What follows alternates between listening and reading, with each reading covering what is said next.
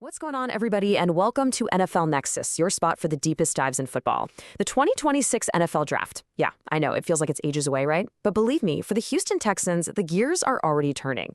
And honestly, it's maybe the most fascinating story in the entire league right now. I mean, think about it. They just came off a season where they blew every single expectation out of the water.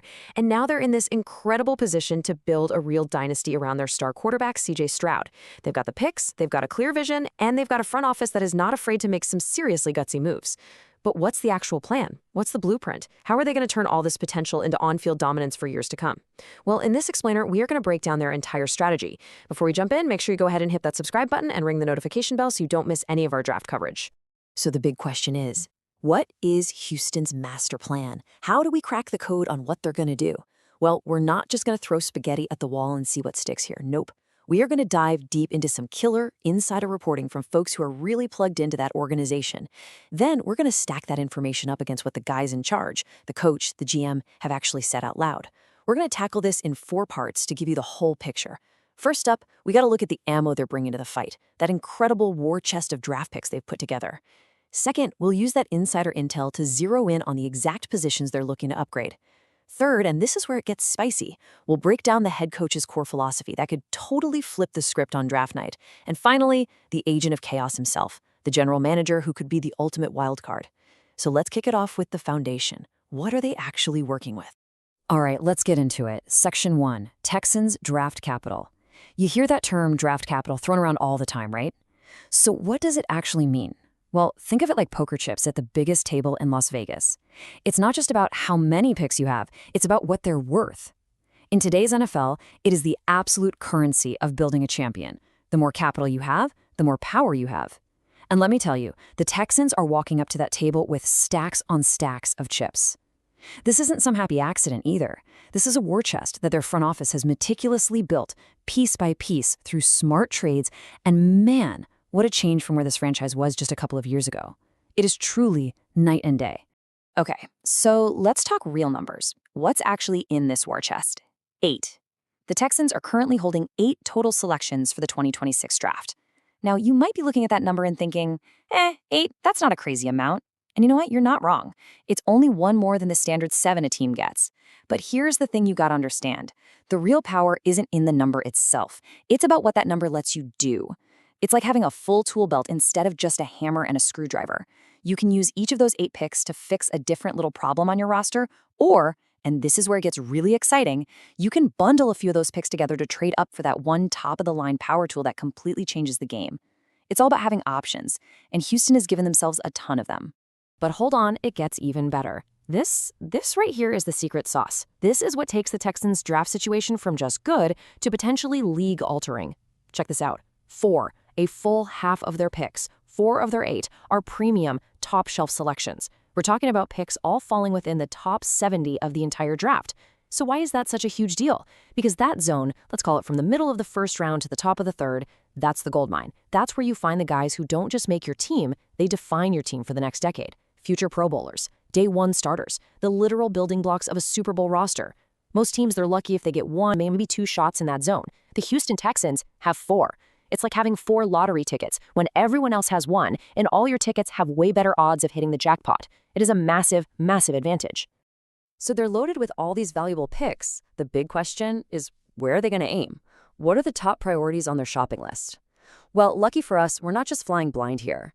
We've got some amazing intel from Jonathan M. Alexander over at the Houston Chronicle. And listen, for anyone who doesn't know, when a guy like Alexander, who is as plugged into that building as anyone, reports on what the team is thinking, you listen. He's essentially handed us a treasure map to the Texans draft board. It's a peek behind the curtain that gives us a really clear idea of what they're trying to accomplish. And boom, there it is, the quote from Alexander that lays it all out pretty clearly. A defensive lineman, an offensive lineman, specifically a guard, a wide receiver, and a tight end. Now, this isn't just some random wish list, folks. This is a battle plan. Look at it closely. You've got 2 spots in the trenches, O-line and D-line. You know the old saying, football games are won and lost right there. That's the meat and potatoes of building a physical team. Then, you've got 2 more weapons to add to the arsenal for your superstar QB, CJ Stroud. They're not just trying to add some flashy new toys. They're trying to build a brick house, a tough, physical, and complete football team from the inside out. And this table really drills down into the why behind targeting each of these spots. Let's walk through it.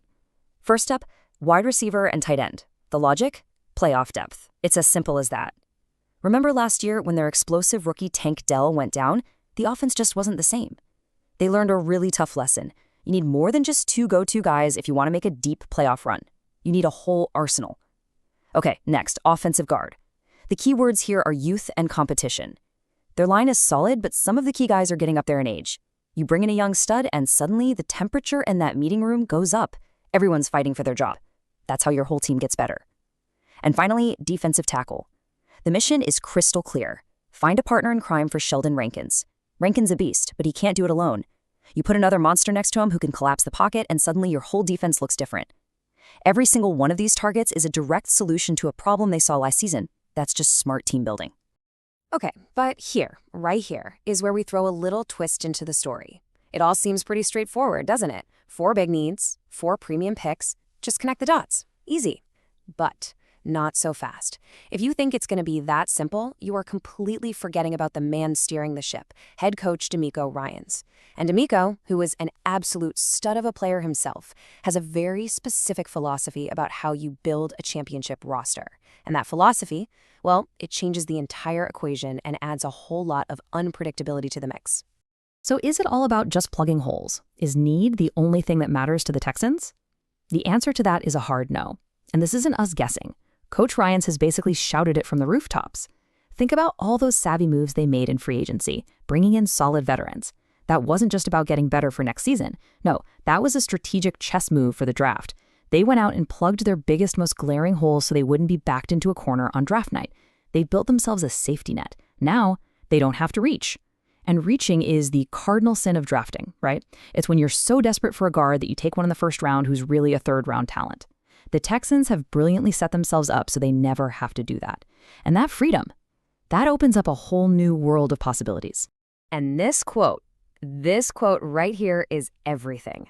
This is the decoder ring for the entire Texans draft mindset. DeMeco Ryans is telling us, flat out, that they are going with a best player available strategy. You'll hear the draft nerds call it BPA. All it means is that at the end of the day, they're going to trust their draft board. So if they're on the clock at pick 35 and the highest rated player still available is, I don't know, a cornerback, even though they need a guard more, they are taking that cornerback.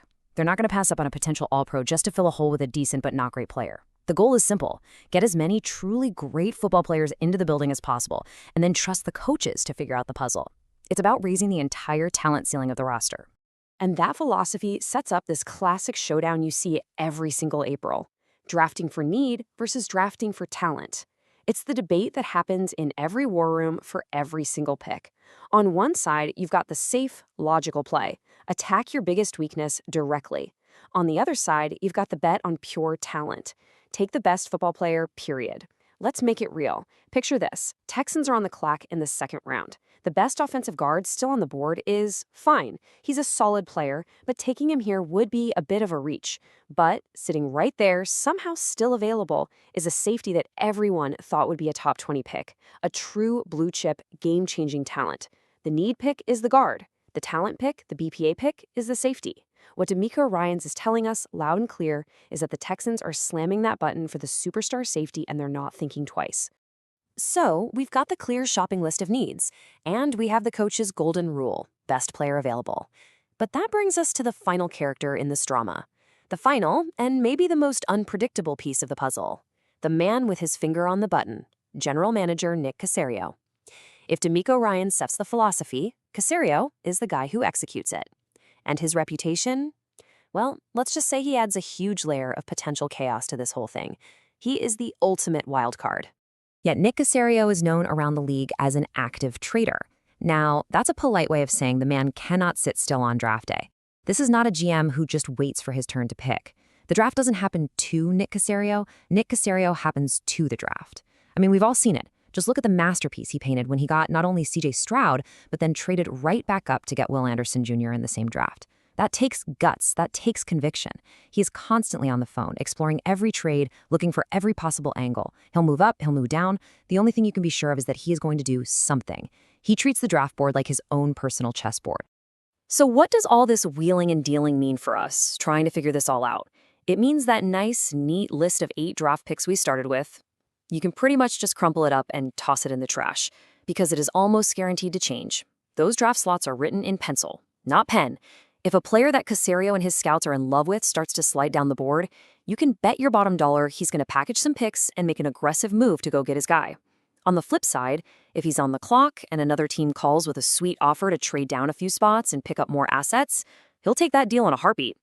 You combine that willingness to trade with Coach Ryan's best player available philosophy, and what you get is the most unpredictable, and frankly, the most dangerous team in the entire draft. So when you put all these pieces together on the board, what do you have? You have a clear, logical shopping list of needs. You have a head coach whose entire philosophy is built on scooping up raw talent, and you have a general manager who treats the draft board like his personal playground. It's this incredible cocktail of logic, philosophy, and pure, beautiful chaos. And it all leaves us with the ultimate question. Which strategy wins out on draft night? Will they play it safe and methodically fill their needs? Or will we see them swing for the fences with a blockbuster, franchise-altering move for the best player on the board? That's what makes the Texans the #1 team to watch. But now I want to hear from you. Drop a comment below. What's your dream draft scenario for Houston? Who are you pounding the table for them to pick? Let me know. And hey, if you dug this deep dive, do me a huge favor. Smash that like button and make sure you are subscribed to NFL Nexus so you don't miss a thing. Oh, and one last thing before you go. We just launched a brand new series of football-themed coloring books. Yeah, for real. They're perfect for kids, grandkids, or hey, even for you. We don't judge. It's a fantastic way to support the channel so we can keep making these explainers for you. The link is right down in the description, or you can just scan the QR code right here on the screen. Thanks so much for watching.